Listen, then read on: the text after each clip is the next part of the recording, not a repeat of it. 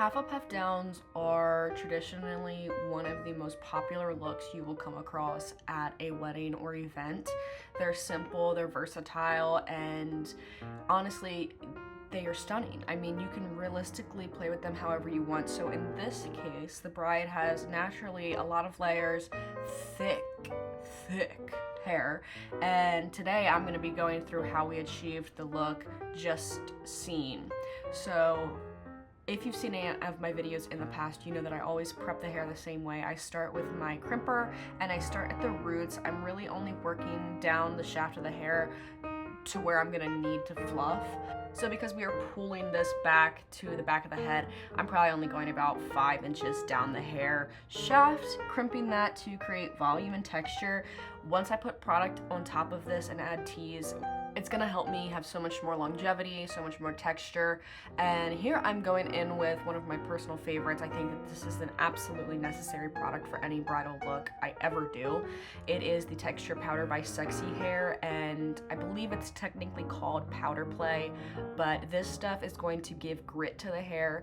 Sometimes I explain it like a hairspray without the cast, so it doesn't leave a shiny, hard, crackly surface when it dries.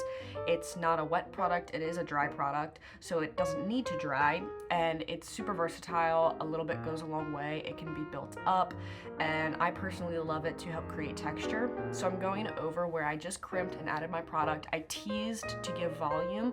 I cannot stress this enough. When you're teasing the hair, you don't want to put the comb all the way through the hair. You want to go about halfway through the hair, angle it 45 degrees towards the head, and then push down, and that's going to help you create a cushion at the back layers of the hair and not see the tease from the front. This helps give you a really smooth looking teased base with still getting all the benefits from teasing.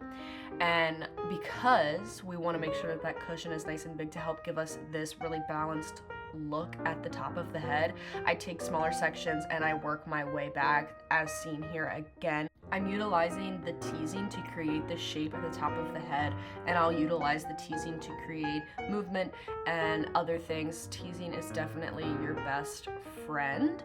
So from here, I'm creating movement at the crown using the curling iron. I rake those out with my fingers, and I'm going in with bobby pins. I'm creating the height, and I'm going to also be pinning this back, which is going to enable me to create what I like to call an anchor, because we are going to flip this ponytail up towards the head and then let it flow back and have that waterfall effect. We need something on the head already that's going to allow us to anchor those pins in so that that ponytail does not fall.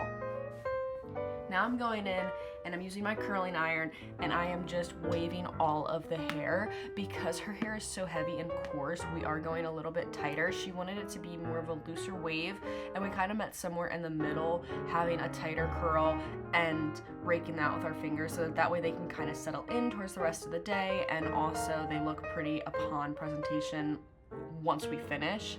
So I'm just gonna go through, I'm gonna curl everything and work my way to that ponytail that is our main focus next.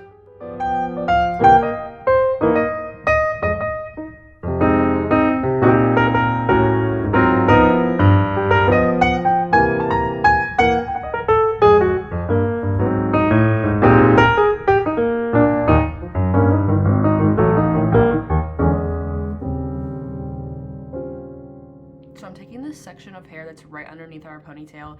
I did not picture it because I was standing in front of the camera, of course, but I did pull back where I put those pins. I created that into a ponytail as well. So the bobby pins are holding that shape at the crown, and I pinned everything together with an elastic. Always use 2 elastics because you can never trust the elastics, and if one breaks, the whole look falls. So I always put 2 or 3 in there just to be safe, just to be sure that it's going to last. I added some texture there, and going into that midsection that you just saw me pull back up, I actually teased that a good bit as well because it's going to really fill out the center. Something with a half up, half down for somebody who has thick hair like herself. I'm not too worried about there being a disconnect between the ponytail and the back of her head with all the hair that's laying down, but just to create an even flow between everything, I like to tease that middle section a lot just to fluff the hair up and give the ponytail something to connect to so that there's no gaps. here I'm going in with my texture powder and my hands, and I am just pinching and pulling those curls apart. Again, I didn't want to rake them completely out because we really liked the bouncy wave look, and also they're going to settle in.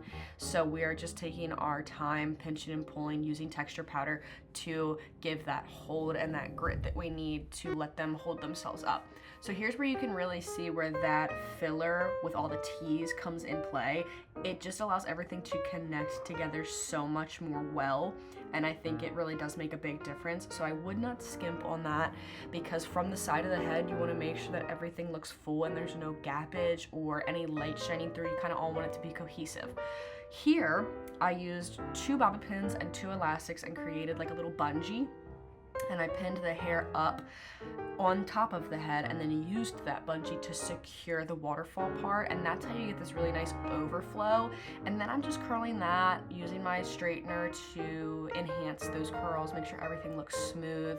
And now we're gonna go in, we're gonna play with the sides. So she didn't want necessarily all of it down around her face, but she still wanted some pieces to accentuate her face and kind of make your eyes follow it from the front to the back, and so on and so forth. So here I'm just going in, I'm creating some twists to fill in this gap here between the side and the top. It's going to be a really nice way to have the flow of everything, because again, you really want to create balance and you really want to create a flow from front to back. You don't want there to be too much disconnect, and you don't want it to look choppy. So this is a good way, a little twist on the side. Then again, I'm just going in, pinching and pulling. That's Sarah. Sarah was prepping her skin. She did a fantastic job on the makeup. That makeup that you see on her at the end was done by Sarah. She is a fantastic artist, and I love working with her. Side note. But here I'm pinching and pulling. I'm making sure the top of the head and the sides are nice and fluffed. Again, shape, shape, shape. You want to make sure that these things look balanced with her head. And she really wanted this kind of boho loose vibe. So we're taking those tendrils that are around the side of the face and I'm pulling them through. I don't know what this little doohickey is called, but you can find it online. And I'm just pulling those hair pieces through the sides to create this gorgeous elevated look. And I mean, this is our result, you guys. These hair pieces really brought everything together and made this quite a stunning look, and I love this look. I hope you do too.